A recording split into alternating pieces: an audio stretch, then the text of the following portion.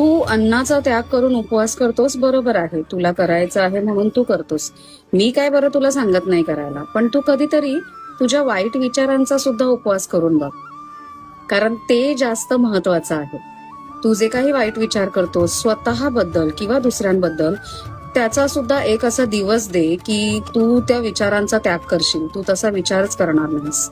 आणि हे तितकंच म्हणजे खरं आहे मंडळी. आपण जेव्हा वाईट विचार करतो ते दुसऱ्याबद्दल असो किंवा स्वतःबद्दलही करूच नये, कारण स्वामी असं म्हणतात की मी तुझी प्रत्येक इच्छा पूर्ण करायला किंवा तुझ्याकडे सगळ्या गोष्टी आणण्यासाठी खूप धडपड करतोय, पण तुझे हे जे विचार आहेत ना, हे सगळं त्या गोष्टींना कुठेतरी अडथळा घालतायत, कुठेतरी त्या गोष्टींना थांबवतायत. तर त्याच्यामुळे जर तुला उपवास करायचाच असेल तर तुझ्या विचारांचा कर, जे वाईट विचार तू करतोय स्वतःबद्दल त्या विचारांचा तू त्याग कर आणि बघ तुझं आयुष्य किती